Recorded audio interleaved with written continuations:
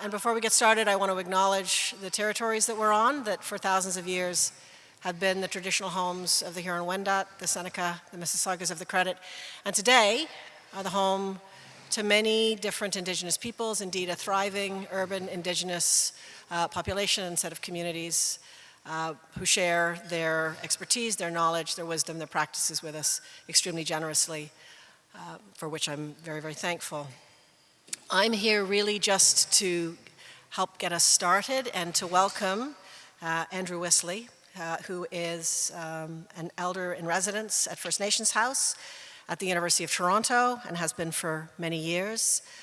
Reverend Wesley is an Anglican priest and former chair of the Anglican Council of Indigenous Peoples. He holds a master's degree in divinity from the University of Toronto, in addition to being a trained civil engineering technician.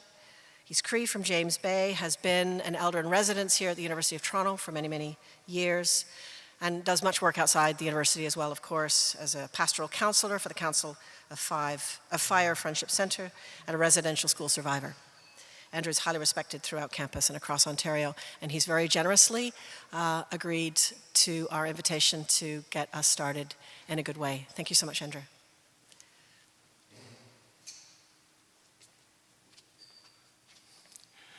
Good morning. Jaya, honey, it's good to be here this morning, to be able to come and spend time with you to do the opening. We're going to do the opening in a good way, the Anishinaabe, the Ojibwe way that I learned from this area. It's a way to give thanks. It's a way to come together with one mind. It's a way to bless your mind, bless your eyes so you can see good things, bless your nose so you can smell good things, bless your mouth so you can speak good things, and bless your heart so you can be good.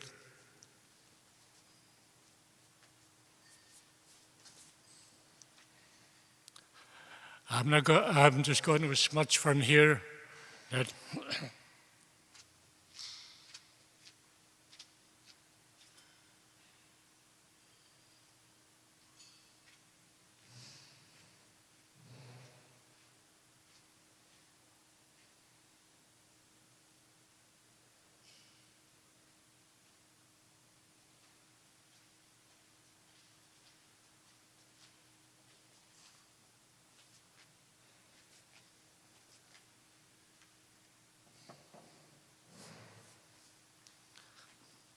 and just to say a few words. My first education was in the bush, where I grew up. That's where I learned my spirituality. That's where I learned what the creation is about. My mother used to carry me in what we call a papoose, or in Cree, the Kanagan, where you carry your little one behind you while you go about your work. And she would open the veil that covers the tikanag, that covers the face of the young one. So while she's walking around doing about its work in the bush or at home, then you get to see creation in front of you. That was my first opening of what creation is about. As she walked around, sometimes I could see birds, maybe squirrels walking in the bush. That was my first experience to what Native spirituality is about. And then about 1970, I was up north, in the far north, a little place called Winnisk, up in the Hudson Bay Company, Hudson Bay. And there I spent time with elders. From their experience, they told me the world was changing. The environment was changing. This is what they noticed. one of them showed me a little fly. Said, you don't see those very often now. Those elders were very observant in what they're doing about the bush, how they sustain, how they look after. Another thing is they never overkill anything. They only took the amount that they need for that day, or if it comes winter, then they'll preserve some for the winter meals. That's one thing. And the other thing that I learned coming here in Toronto from the various Aboriginal people that come here, because Toronto is the hub of all tribes that come to Toronto. So they share many stories. One of the things I learned called the medicine wheel, the teaching of wellness. The various parts of the medicine wheel covers the 4 parts of the human body: spiritual, physical, mental, and emotional. And those are the basic teachings on how to live a good life. Because when the Creator created us, each of us, He gave us life, He gave us way of life, He gave us our traditional ways, or your ways. And those are the things that carry us in life.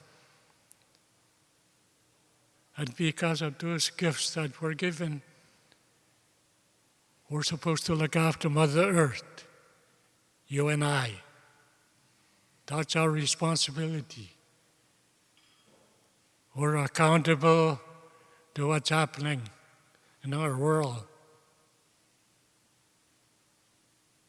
It's changing very fast. Over the Thanksgiving holidays, I was in the bush with my wife and Sioux Lookout. We were in our cabin. And I noticed for the first time that the great jay bird, you don't see them very much. There was only about 3 that came around the bush. Used to be lots of them. And it's happening with other birds. They're starting to disappear because of the climate change or because of the way humans are destroying our Mother Earth, especially spraying in the summertime. That kills many things. Some of the birds that we eat, they have those chemicals in them. That's why Aboriginal people sometimes they don't like what they're spraying in their hunting area. Because the food that's being pesticides with chemicals, you end up eating it. Then you get all kind of disease. That's what happens. So those are some of the things that I want to share with you from my own experience in life.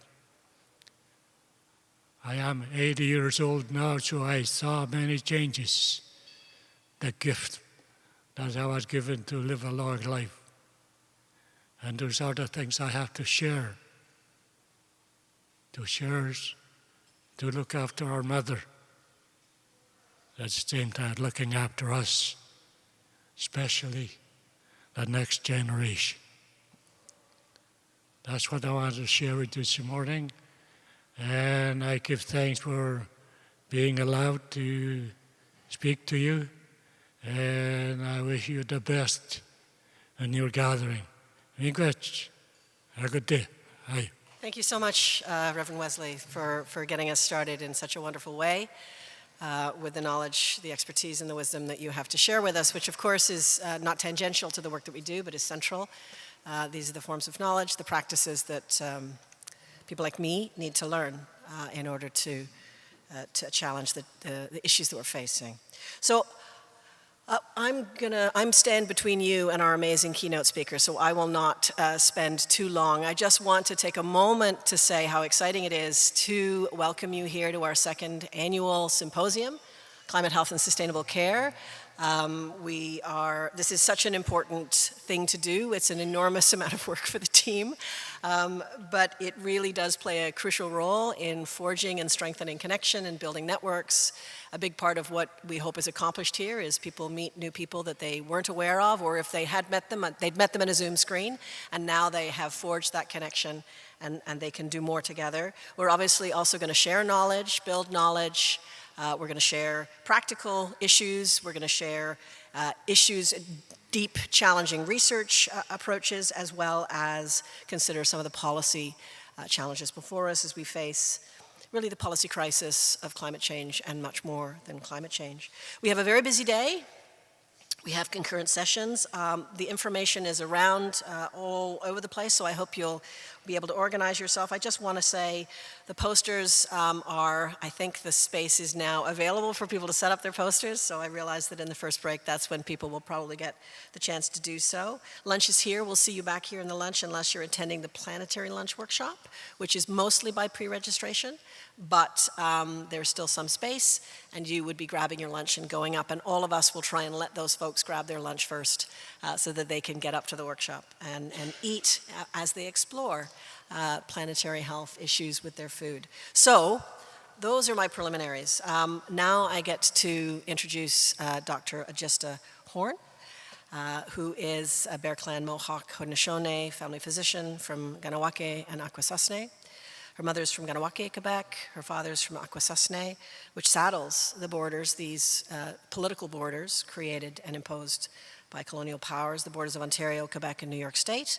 She works as a family physician, taking care of her people through all stages of the life cycle, supervises medical students, family medicine residents during their rural rotations in Akwesasne, and helps them to understand the complexities of providing primary care to Indigenous peoples and their communities. Dr. Horn draws on both Western and traditional paradigms, working with like-minded physicians across the country with a focus on the effects of the environment and pollution on health. She promotes the inclusion and support of traditional knowledge and ways of being in a framework for providing holistic and primary care to her people. And Dr. Horn is also president of the Indigenous Physicians Association of Canada. So you can imagine how delighted we were that she accepted our invitation to Keynote today to speak to her about clinical, community, ecological, and planetary health in a complex Indigenous community. And I failed completely to move through all the slides, but I am now ready for Dr. Horn to go from here. Thank you so much, Dr. Horn. So good morning. Thank you very much for that opening. My name is Ojistoh Kahnawahere Horn. I am Kahnawake or Mohawk of the Haudenosaunee or Iroquois Confederacy. As mentioned, my mother is from Kahnawake and we are Bear Clan, and my father is from Akwesasne. He's Wolf Clan. And so we have here a beautiful slide here with this painting. Rodigansun Daje. Rodigansun Daje. That means the faces that are still in the ground, the faces that have not come up, the faces that are yet unborn, the coming faces. We actually don't own the land. It is owned by them. And so since the land isn't ours, what is it that we're doing here? What is the role that we are doing here when we've been put on this place, on this part of the earth that we find ourselves? And what we're here for is to steward the lands where we find ourselves. And today I'm going to speak about the Indigenous voice. I'm going to speak about how can people actually hear our voice when it has been silenced under a paradigm. It's been structurally silenced, and I want to describe that to you so that you can see it, because more and more of our people are being able to access the media and talk, and I want to describe a framework so that you can understand the background. So our Thanksgiving address is called the Ahondagardiwadekwa, or the words that come before all others.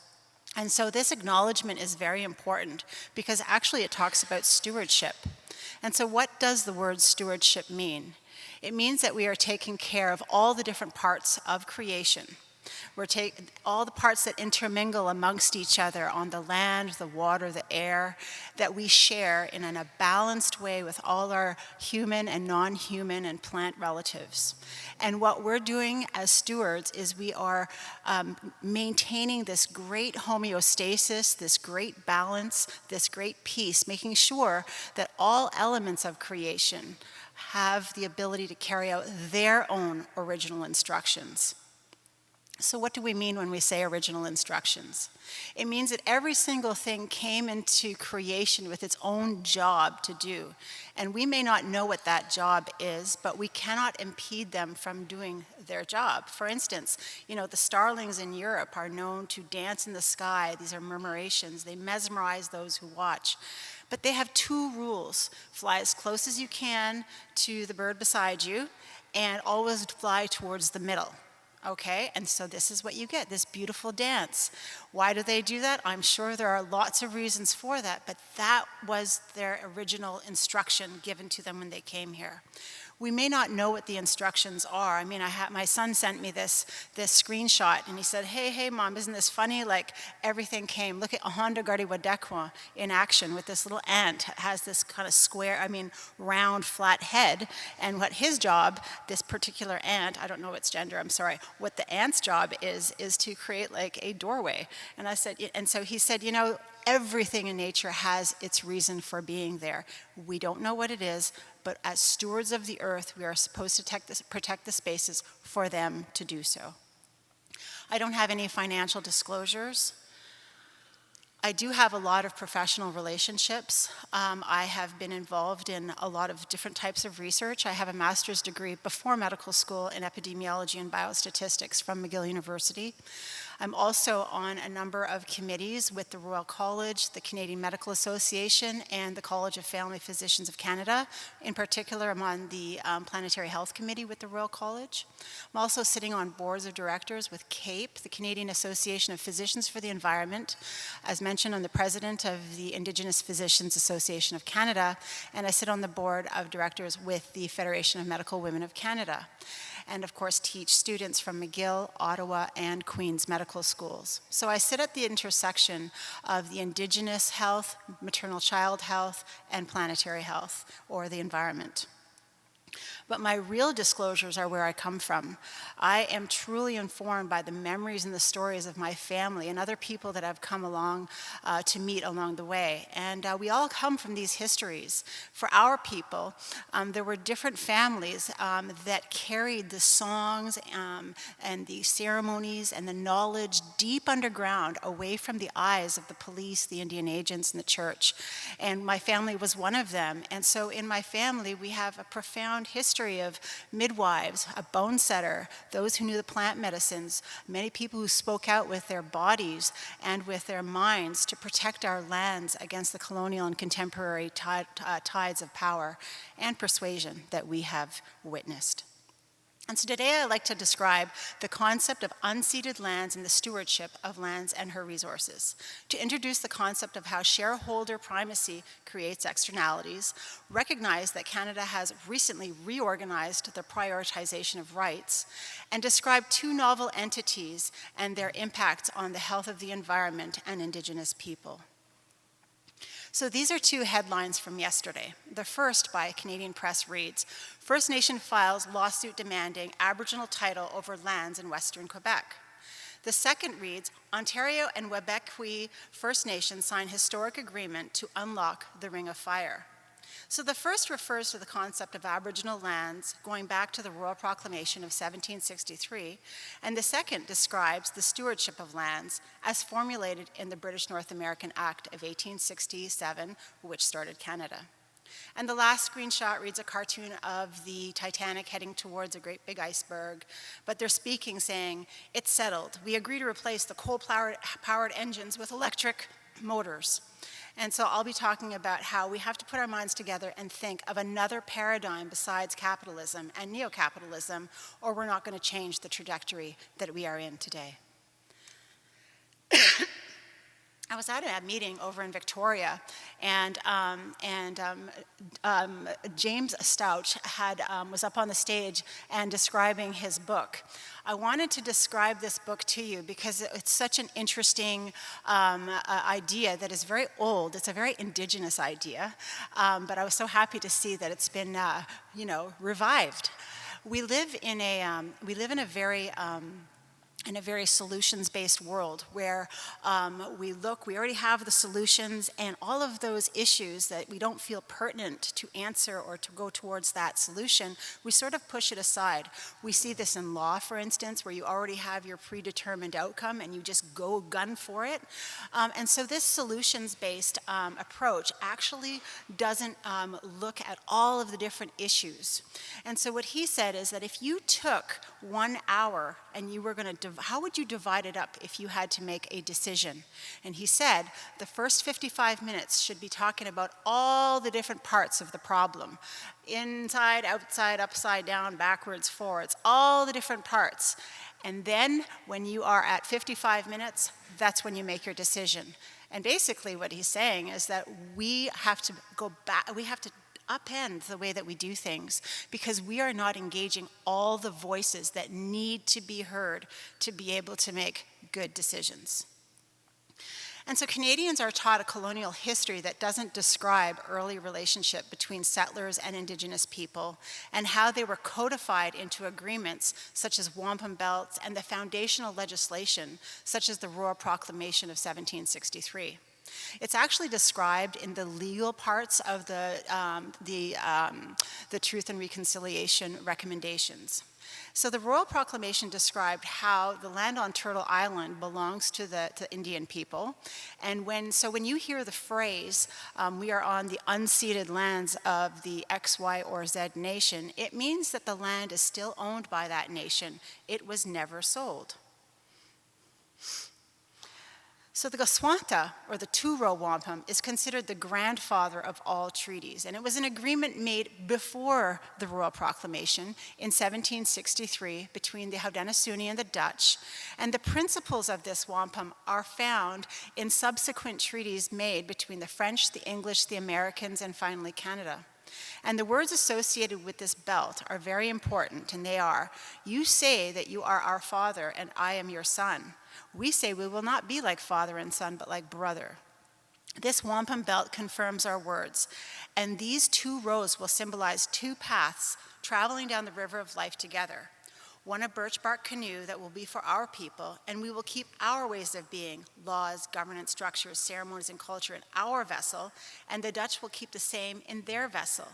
We will travel down the river of life side by side, never sailing into each other's boat, nor causing waves that would cause problems with the other boat, and we will also never try to steer into the other's vessel. So what do we mean when we talk about the reshuffling of prioritization of rights? Reflected in the two-row wampum, the fundamental underlying paradigm underneath each path is actually quite different. So the paradigm underneath the ship is based on nation states. It's a different set of laws and of course hierarchy. And the paradigm under the canoe is based on natural boundaries, natural law, and egalitarian systems. But each is going down the river of life in the same direction. So we can align our goals and work to ensure that we don't steer our vessel into the path of the other vessel. We could call that assimilation. However, the underlying paradigm of the ship is hierarchy. So it inherently cannot follow, or it inherently cannot allow the canoe to remain autonomous. And that is the fundamentally different and underlying problem describing our ideas of ownership of land and stewardship. And we've been fighting over this problem for a very long time. So later, when Canada became a country in 1867, everything having to do with Indians and their lands was described in the Indian Act of 1876 and the Indian Lands Acts to 1924. So these acts created a system where Indigenous people who still owned the land but could no longer steward it. Stewardship of the land became a mandate that was ascribed to the provincial governments. So since we are under the mandate of the federal government, and now the stewardship of the lands is the provincial government, we actually had no say over what happened with our lands, and the provinces had no obligation to speak to the Indigenous people who the lands they were expropriating from.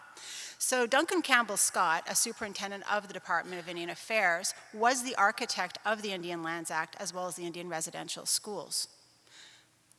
So to summarize, the land doesn't belong to us, it belongs to those yet unborn.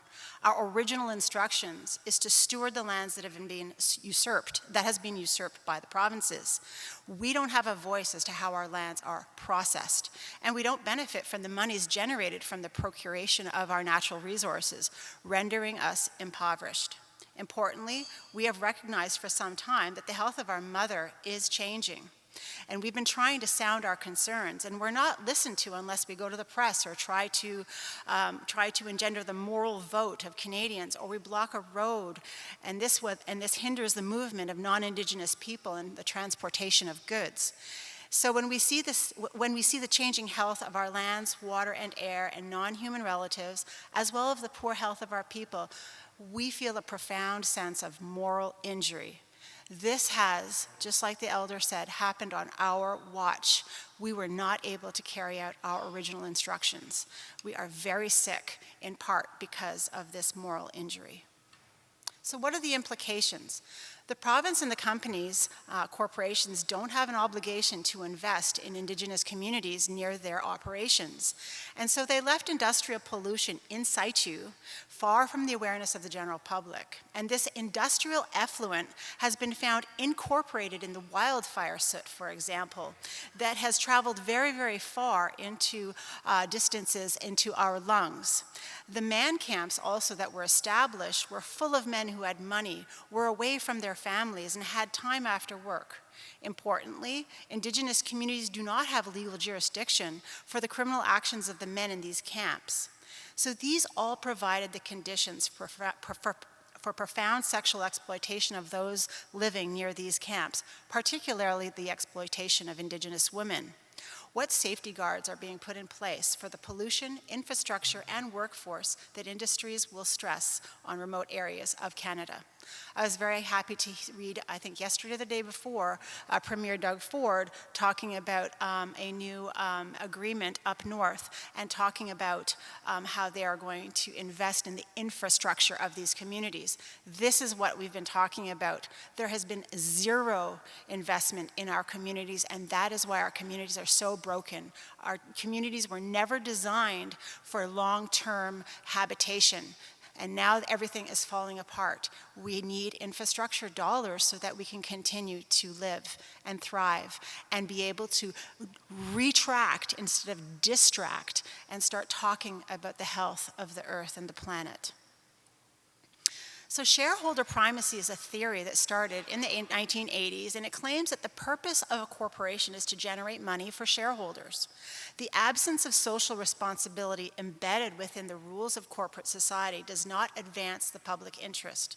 The indirect costs or benefits from an economy actively or from an economic activity affecting a third party not involved in the transaction is called an externality or a stakeholder. And so up in the north, externalities are the environment and Indigenous communities. And since corporations function within the paradigm of shareholder primacy, ignoring the externalities, we need strong government in place to counterbalance the corporate aims to make money. So how do we improve accountability to stakeholders, including those that have no voice, like our environment? And this is what underlies the United Nations Declaration on the Rights of Indigenous People, trying to find the voice of the Indigenous people to speak on behalf of those who cannot speak for themselves, like the water, our non-human relatives, the lands and the air, and ourselves. So when looking at a problem, finding the solutions means that we need to ask the right questions in an organized way to get to the other side of a problem.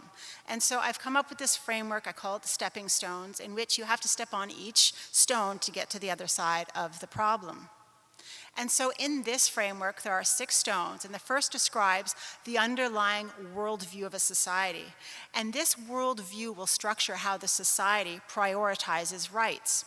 Then the legal orders will be put into place that hold up the prioritization of rights, and different institutions will then be given the mandate to enforce the laws. And then these institutions will create programs with their roles, their responsibilities, their policies, their procedures, and their methods of enforcement and accountability. And then finally, the culture and conduct of the society will be internally consistent with all the mentioned stepping stones. And so, of course, I've got it into a lot more detail, but the one thing I do want to say is that when we talk about worldview, how you think the world works, what are your values, your beliefs, your spirituality, your conceptions of time, this is what we're talking about when we talk about our creation stories, Indigenous creation stories, which are very different than others in other parts of the world. What are the rights that our people are going to uphold? Well, because of our Haudenosaunee, we say that everything has a right to be here and carry out its own original instructions. We don't really talk about corporate rights and private rights, but how does your society prioritize human rights and collective rights and private rights and corporate rights? How is that prioritized? What are the legal frameworks which are going to make sure that priority of rights is maintained? We have the rule of law that is embedded in all of the laws, the specific acts, the declarations, constitutions, accords, treaties, contracts, and papal bulls, which still have not been rescinded, even though they have been repudiated, and underlie the doctrine of discovery and all of the colonial things that happened around the world. We also have the governance institutions. So who is going to have the mandate to carry out all of those things upstream? The programs, what are these institutional processes? What are the ways that they're going to teach? What is your pedagogy? How are you going to get the information out? And then finally, what is the conduct of the culture, of the collective, of the public sector, of individuals, of families, based on this stepping stone framework? And so there's a lot of information, and so the reason I did this was because there was just so much. I was so confused, I didn't know where I was going, and then once I created the framework and divided into pre-colonial, colonial past, contemporary, and future, I was able to suddenly see that, okay, now I understand how I can organize in my mind all of the things that we're seeing now. And so here's a way, I'm not going to go through this except to say that here the stepping stones are in the middle with your worldview and your rights and your legal frameworks, your government, your governance and institutions, your programs and conduct and culture. I do teach this, but what I wanted to say is at the top, we're talking about those things that are fundamentally Indigenous. We're talking about our creation story, the way that the Haudenosaunee, the Turo Wampum, the United Nations declarations on the rights of Indigenous people, Bill S5, which affirms that Canadians, including Indigenous people, have a right to live in a healthy environment. Bill C-226, which is a strategy to address environmental racism and injustice. We also have the TRC and its calls to action, which were for all institutions to start implementing these recommendations. And then, of course, we have to think about how are we going to support things that don't have a voice, like nature. The whole right of nature movement that you're seeing in legal arenas is very much alive. On the bottom, we do have a hierarchical approach. We have the Indian Act, the Indian Lands Act. We have the shareholder primacy ethos that I was talking about in corporate affairs. We have Bill 5 now, which is going to undermine the environmental protections that were already in place. And then, of course, we have Bill 5 and Bill C5, which is now how there's going to be a reprioritization of rights, and how are we going to protect the environment, and how are we going to weigh that against the economics of the day. And so we know that a lot of the things that we're seeing are in direct result to what we're seeing down south, and all of the uncertainty that has resulted from some of the things that have been enacted from down south. And so we are very alarmed when we talk about today. I mean, we were on a good path in 2021. We had, up following the TRC, we had the UNDRIP and Canada signing off on UNDRIP, and then Bill S5 in 2023, and then Bill C226 and Bill in 2024, and then suddenly we have 2025, a complete reversal. And so that's why we're here today. But we're also here because there's a lot of things happening in the world stage. We are talking about what are those vital signs, what are those blood tests that we can measure to sort of look at the health of our Earth. One of them is novel entities, which is what I'm going to talk to you about in a few moments. There are thresholds that we have passed to say that we are living within a healthy Earth, when in fact we have passed many of those boundaries. So novel entities are all those things that have been introduced to the Earth that are man-made. They don't break down easily. We're talking about plastics and different chemicals that are affecting our health and the health of our environments and non-human relatives. So I'm going to talk a little bit about Akwesasne. Akwesasne is the community that I work in, and it's right on the border of Ontario, Quebec, and New York State. So I work with a medical license from both Quebec and Ontario. I could get the American New York State license, but I think that's going to be too complicated. But importantly, we have been in this place for all of the colonial upheavals that have happened in the past 500 years. We have this memory of everything that has happened. What's happening now just didn't start now. We have been watching. And so in 1950s, there was the building of a hydroelectric dam that went right across Kahnawake, which is the St. Lawrence River, and it attracted large industries to our area. And so very soon, the water, the air, the soil became very polluted with man-made chemicals and heavy metals. And the most profound toxin were polychlorinated biphenyls, or PCBs. And I mean, there were other things like fluorine and aluminum and cyanide and lead and mercury and all that fun stuff. And so and it's interesting, we didn't learn a lot about environmental toxicology in medical school. And so today PCBs, they're like PFAS, and they are now understood to be very harmful. PFAS is harmful, and PCBs are still harmful, even though they were banned in the late 70s. So we are affected by the accumulation of the effluent from these industries, 3 from the Canadian side, 3 from the American side. And so 25 years ago, my auntie, who is a midwife, asked the question, are PCBs found in breast milk, and is it safe to breastfeed our babies? So we're talking about a question, a research question generated from the community. Finding PCBs in the breast milk then precipitated many more studies, summed up by the following quote. By contaminating our food chain, including mother's milk with toxic compounds such as PCBs, dioxin, DDT, and many others, corporate society has removed from us our very ability to feed ourselves, our families, and our communities. Exposure to toxic contaminants in the environment, such as air, water, soils, local food, fish, wildlife, and mother's milk, has resulted in a rapidly changing epidemiology among many Native people. There's a common assumption that the effects of pollution over time are going to decrease as they are degraded naturally in the environment. And so up in this image, it's a thermal image, a satellite image, you're going to see 2 highlighted areas lighting up. And this is like right adjacent to our community. And so on the right encircled area is the old General Motors site, which presently consists of a big grassy meadow with some small hills. And it's lighting up, and that tells us that there is heat being generated underground by the chemical reactions of the mix of pollutants, including PCBs. And the waste is not sequestered by a liner, and it's infiltrating the groundwater.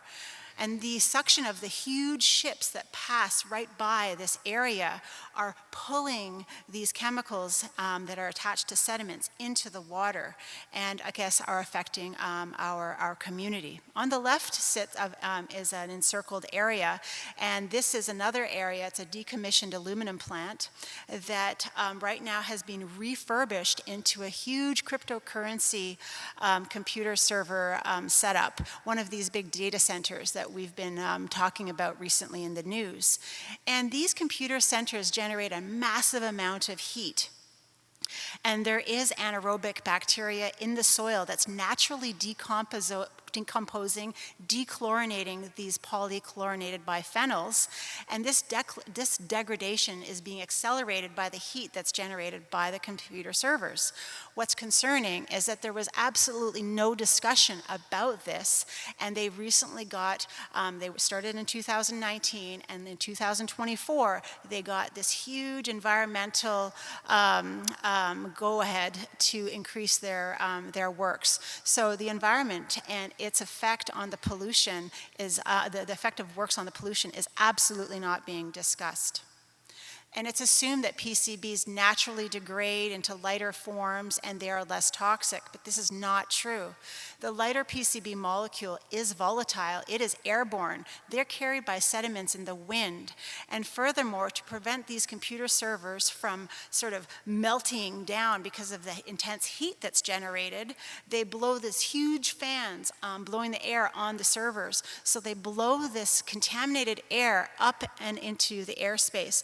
And so we have this penumbra of contaminated air. It's about 6 kilometers that goes right over and around this factory. And so it was investigated in 2019 by the community in something called the tree bark study. And what they did was they looked at the tree bark of a bunch of trees all over the community and looked at all the different congeners or types of PCB molecules that were in the tree bark. And they found that the highest proportion was this PCB4 molecule. And it's not even in the literature, but there is benchmark science saying it's airborne, and it's neurotoxic, and it's as carcinogenic as its parent molecules that were banned in the 1970s. So we are drinking the PCB, we were drinking the PCBs from our waters. We were eating the PCBs from our gardens and the soils that were affected. We were eating the fish, and we were accumulating the PCBs in our bodies. Whenever our children played outside in the mud, they were spreading the mud on them, and it was absorbed through their skin because it's fat soluble. When the kids were going down the natural water slides into the water because of the slickness of the grass, which was covered in PCBs, they were being affected. And so here I am, a family doctor, and I'm seeing young people who have, cirrhosis, who have primary biliary problems, who have fatty liver, and they don't drink alcohol, they're thin, and I'm like, okay, what did you do when you were a kid?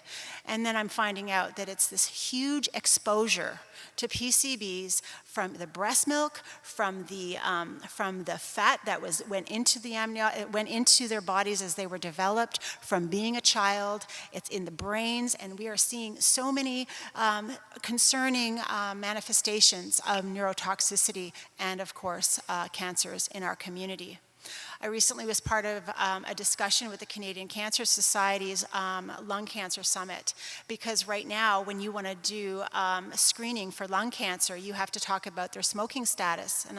And so I did talk about this airborne carcinogenic exposure, and fortunately they are now it's one of the top priorities is to look at environmental exposures and its effect on cancers, and to make sure that becomes part of the screening process. That hasn't been happening to date. I was very upset when the infection prevention and control rules were changed, and we were no longer able to use our autoclave in our clinic. And so we weren't able to retrofit our system. We had to use disposable plastic for all our procedures, including gynecological exams. And so this creates an incredible amount of human waste and plastic waste. And of course, this is one of the biggest huge costs to the health system and our environment. 10 years ago, I spoke to a friend of mine from, she's Secwepemc, from the community near Kamloops, BC, where the 215 graves were found. And at that time, biosolids had been deposited in Turtle Valley in British Columbia, and this is hospital waste that is first mulched, and it's combined with wood chips to create compost, and then chemicals are added and it becomes fertilizer.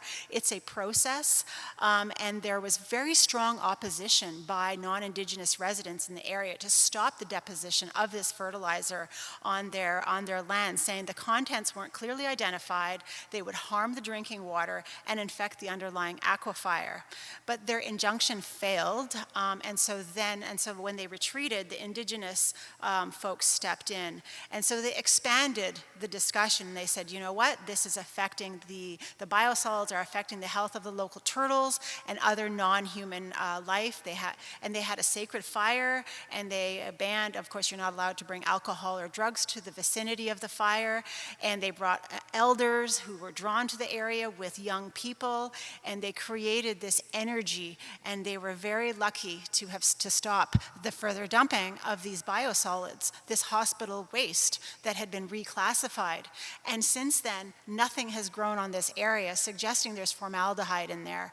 And that is one of the problems, is that it just moved somewhere else to another valley. And unless you have a group of people who are aware and can stand up and understand their rights and can work with the Indigenous people who are there as well, we're going to have this problem, just leapfrogging from valley to valley. You know, it's not illegal to actually dump toxic waste in Indigenous communities. Right now, we have a massive problem in Montreal, where all of the recent construction work, it creates a massive amount of garbage, including asbestos. And it takes a lot of money and dividing of that amount of waste to be able to deposit it in landfills. And because it costs so much money, a lot of times our communities, because we aren't able to enforce environmental regulations, our own individual people will accept this waste. And this is what's happened in Kahnawake or in Oka, the place where we had the Oka crisis, where we stood up for the land because we didn't want it changed into a golf course. But now, because of waste and poverty and the bringing in of the underworld, we have a massive toxic amount of industrial waste in the community right now. And that's really sad, but this is the reason I say this is because it's everywhere. Our communities are the place where things go when you don't want them, when you don't want to pay for their disposal in a good way. And that is one of the underlying reasons for the necessity to address environmental racism and injustice. So when we now want to move to renewable energy, we need critical minerals such as lithium, and Canada is planning to open up the James Bay region in Quebec, for instance, for exploration and mining of lithium. And so these include open pit mines and concentrator facilities, tailing ponds, waste rock storage areas, and related infrastructure, including roads. And so this particular mine's life is going to be only 15 to 20 years. And so the James Bay lithium mining project has been subject to a thorough review process, which includes the Cree government. And it's important to recognize that the sentiment of those living in the area is not completely reflected in the glossy articles like this one. I was informed by a friend that there is talk about the wildfires opening up vast areas where it is now easier to use satellite imaging, assessing for exploration sites, and the building of roads. So while in their trap lines, individual families have been approached and offered money for the putting up of infrastructure. What choice do they have? We have no economy where we live. It's important to recognize that not all voices are represented when they say that we agree. When we look at the rest of Canada, there's an increased political pressure to harness the natural resources as well. Between 2007 and 2013, there was a huge increase in the absolute numbers of agreements signed between mining companies and Indigenous communities or governments. It's really important to make sure that the principles of UNDRIP are enforced, because they will help ensure the integrity of Canada's biodiversity as an a priori enforcement of environmental protections. So this is my second to last slide. One of the kids in my community did this, is my son's friend, and he was describing the Tura Wampum, how we go down the river of life side by side. But that was changed over the centuries, and you can see that we were supposed to go down the river of life side by side. We're not supposed to hang on to each other's boat, but then that's what actually happened. And as the other ship got bigger and bigger, and now we have this big United States, huge, I don't know what that's called, some big boat anyway. And you have all of these different stakeholders in there that are all indigenous. So how do you actually know who you're talking to and what boat they're tethered to? Whether they're on their own, like way up at the top, or if they're tethered to Canada, or if they're tethered to America. In my community, when we talk about factions, I know exactly what we're talking about because it is so confusing. So when you hear a big blanket simplistic statement that the native people of this particular area agree, recognize that it is so complicated, it's so old, there are relationships that are not being described in that one sentence. And so I realized that it could only be a young person who is politically aware who could have ever made this amazing diagram. And so I'm just going to say, when I was watching Yellowstone, I was really surprised to hear this comment. It was a woman talking about how she was upset that women were going missing and murdered, and it just wasn't fair. And he said, no, it's not. It certainly isn't fair. But it was designed that way from the beginning, and we're not supposed to be here. Reservations were supposed to be temporary. We were supposed to learn how to be white, to live in cities, and this land would be sold too.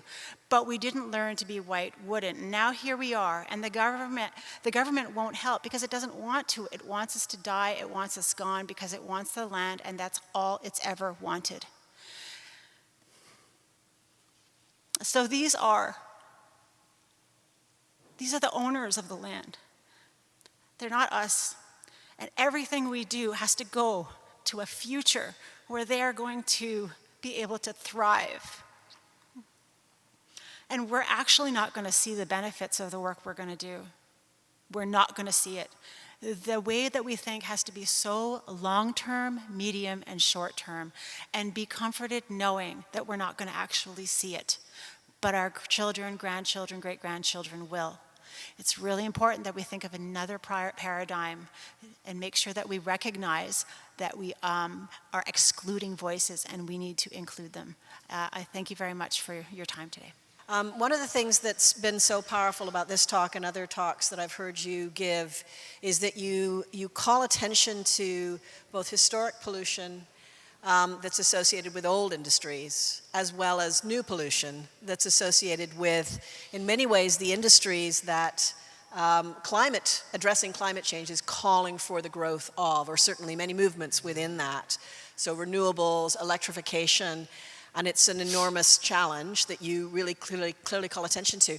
So I don't know how to ask you this question. How do you suggest we deal with that issue? Is this, how do we deal with the calls for electrification, the calls for the building of this new industry in the face of the reality of how the pollution is being distributed and created?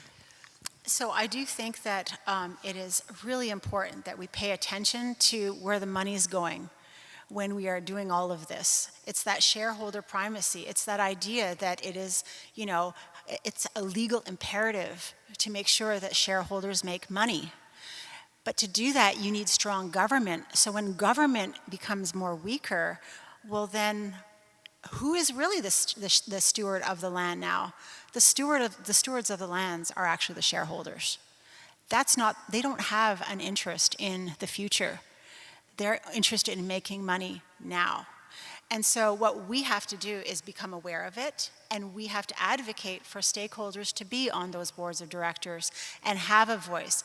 That's what I mean when we change. We have to think about a different way of looking at the economy and how much money are people going to make, who are very different from the ones who are of the general population. But to do that, that's good to do in the places that you are working. But there's also a huge ground swell of energy. So where I come from, there's a lot of people, there's groups, little groups of people, and we're all talking, and we all do the little bit that we can do, because from what we see, life is a massive tapestry, and we know what the tapestry looks like, but we know we're right here, and we're aware of what everybody's doing, but we're going to make this little part where we live the best it can be. And that's what we talk about when we say stewardship. We need to steward those places that we find ourselves in. Mostly everybody here is from has an indigenous root from another part of the world.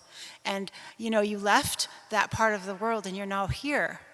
It doesn't mean that you're indigenous to here, but what it does mean is that you still have a responsibility to steward the lands that you find yourself. Unfortunately, a lot of people, when they, make a mess, they move on because they can move on. The only people who have to stay are us, because that's where we're from. It is our prerogative to keep the areas clean for the future where we find ourselves. So we have to incorporate the idea of indigeneity and not keep moving every time something gets really dirty or bad. We need to live in the consequences so that we can change them, so we can become actively engaged in the future. Okay, thank you. And I feel like I want to press the question a little bit of on the issue of renewable energy. I mean, this means the climate politics, any of the work that we do has to be about stewarding those processes very actively. It's not simply a call for electrification. It's not simply a call for renewable energy. It's embedding that within a broader politics and process of how that actually gets done, which takes up these issues, as you've said, of environmental racism in very, very deep and central ways, I think, is possibly what that means, which is quite hard to do, but a necessary part of the process. So one of the things is that we're not against, people think that we have this, UNDRIP gives us this power of veto and we're just going to say no, no, no, no, no. We're actually not. Mm-hmm. We're actually just want you to talk to us and we can figure out, because right now we're talking solutions based and we're still not at the problem. We're already making solutions without talking to the indigenous people. And so you're making solutions, not you, but solutions are being made without all the voices. And so I can't give you a solution because I'm not even part of the discussion. We need to the 55 Minutes is an incredibly strong book because it describes how fundamentally backwards the way we make decisions are. We have to pay attention to all of the different parts, all the tapestry, before we make solutions. We don't just say no for everything. We are very pragmatic people. That's why we're still here. In fact, North America wasn't some untouched wilderness. It was this massive garden that we worked the sustainability into the way that we did our gardening and our animal husbandry and everything that we did. There were rules of engagement, and those were the honorable harvest. Don't take more than you need. Don't hoard. Don't stop anybody from accessing these resources. When you're trying to pick something like a plant, don't take the first or the second or the third. Take the fourth one, because then what means that there will be some for the next year. If you took the first one, maybe you took the last plant that was ever going to be there, and now it's gone. No, you make sure you take it. You take the fourth, and when you take it, and you talk to the plant. You tell the plant what you're going to do with it, why you're going to take it, what are your intentions, and you ask permission, and you leave something behind. And then you pick it and you hold it with reverence because you've taken a life. I mean, there are rules of engagement that we have forgotten, which is easy to forget actually in a concrete place like our big cities.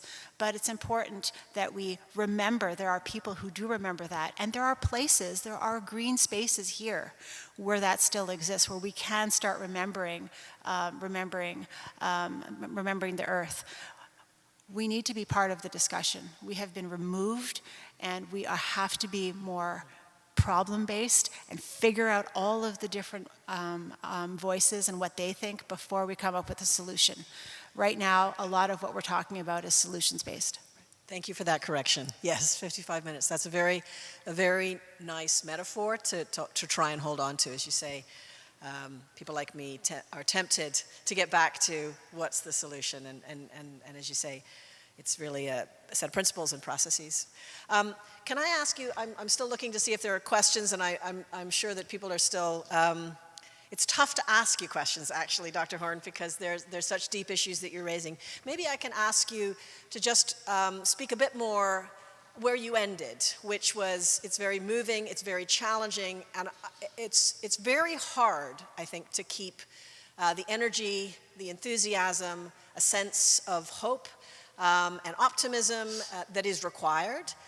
Maybe not hope or optimism, I'm not sure. I mean, I think we debate what's required, but the movement, the collective, the collaborative, and the individual. And I wonder if you can speak to the work that you do to motivate communities and yourself in this way.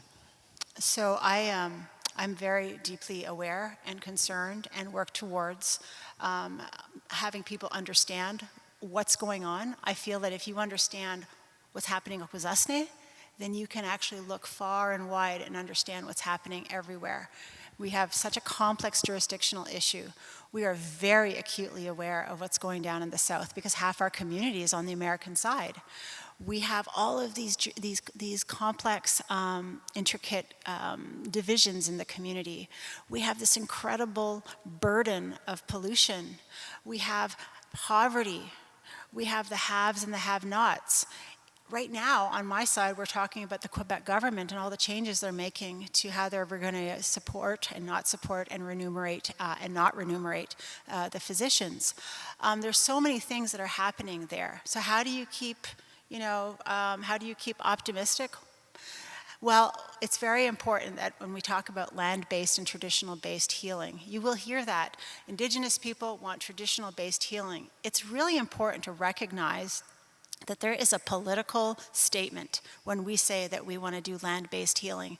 In fact, we had to rewrite our grants so that it didn't say land-based healing. It said traditional and cultural-based healing, because when we say land, it means we're going to go on the land. We're going to use the land, and that means, yes, we own the land. And so Canada wouldn't actually, was very unhappy about that word. So now we use traditional and culture-based. It's the same thing, but the nuance is different.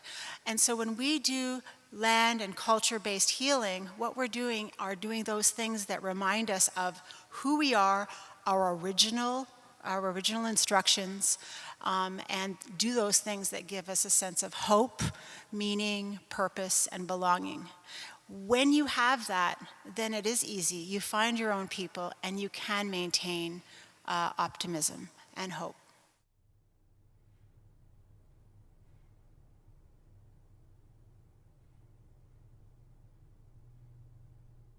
So we have a lot of ceremonies that do exactly that. They're called the condolence ceremonies at the edge of the woods. And so when you would come to our community, we had a whole process of engaging with whoever was wanting to come and visit. And essentially what we would do is make sure that they weren't carrying anything egregious with them, like maybe they had just come from war, or they'd been in diplomacy, or they were in a hunt or whatever. And before they came in, we had to make sure that they were removed of things that would harm the people in the community. So this idea of knowing, and it removed from the equation, when a lot of our diplomacy requires removing the emotion, a process of removing the emotion so that you can think with your mind. And so a lot of our diplomacy revolves around exactly what you're talking about. And so again, I can't tell you what could be done, but I can tell you what we do, and that is rooted in ceremony. And so ceremony is not some kind of spiritual word. What it is a set of protocols and procedures that you're doing to make sure that you know what your role and responsibility, to remind you of that, and how you're going to do that, and who you're going to do that with. And it gives you, like I said, belief, purpose, belonging, and hope. And so what you're describing is true. It's true. There's an incredible amount of fear out there, and part of it is because we don't know our history, and we don't know the knowledge, and we actually don't know that we already did this before. and that we survived. And so I think it's reframing the narrative in a way that says that we've been through this before. We really have, especially Indigenous people. We've seen this. We have a woman in our Great Law of Peace in her in the story. It's a big, long story, and it's how we came to make the Iroquois or the Haudenosaunee Confederacy.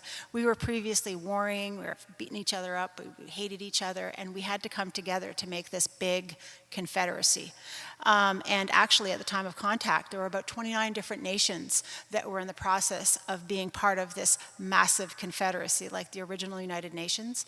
But that's when contact happened, and so that just sort of split that up. But in this story, there was a woman named Jagunsese. Jagunsese was a woman who found herself at the crossroads, sort of away from the community, and different groups of people, when they passed through, either on, delegations of hunters or diplomacy or whatever, passing through, they would stop there and she would bring them into her longhouse, feed them, and have great big discussions about what was going on from where they came from, the news. She ended up being the person who knew the information, but then she would use that information for her own personal gain. She would manipulate the information. And so in the process of accepting the Confederacy, to accept this new rule of law, you have to agree to tell the truth and not manipulate the truth. And right now we have a whole society that has changed in the past 15 years where the truth has not, don't even know what the truth is anymore. It's been manipulated, it's been changed, and we don't even realize it anymore. And we are recognizing it. This whole misinformation and disinformation is there to create fear. And that is what is stopping us from using our minds and engaging with others so that we can get a better idea of all of the different problems and then finally we can make solutions. Right now we're jumping over and making solutions from that paradigm of fear and misinformation. And so we have to rethink how we're going to once again straighten this all out to get the information, start talking to each other one-on-one, learning the truths, a consensus of truths, and then making decisions based on the consensus of truths and not fear. We've already done that. This is before contact. This is what we do, what we say when we talk about ceremony. This is the strength of the Haudenosaunee Confederacy, and this is what our people have. That's why we still have our flag, and you'll see it at the next Olympics, because our men, and I think our women as well, are going to be playing lacrosse under our Haudenosaunee flag. So we are from this place, and we have the governance structure that still exists today based on the things that we are talking about right now. Truth, removing fear, the mind, consensus of truths, everybody being engaged, including the little kids, the voice of the women, and the voice of make sure that the voice of all of those who don't have a voice, like our non-human relatives in the plant world, to become part of the conversation. We already have the paradigms, we just have to start talking to each other.